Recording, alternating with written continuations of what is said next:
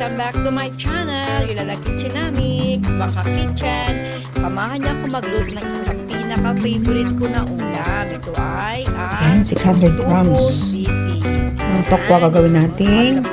Tofu Sisig.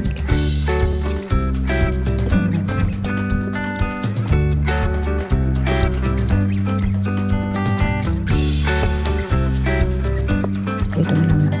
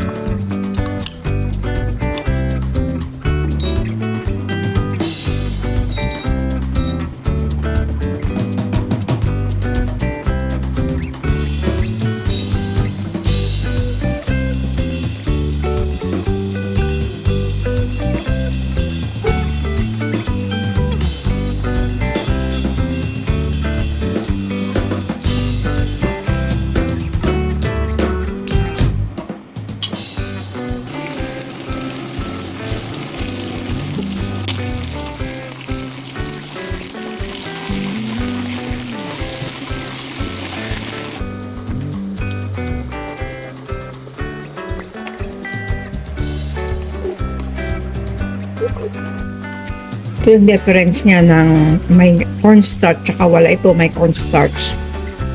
Ito wala. Madaling mag-brown pero ito mas crispy.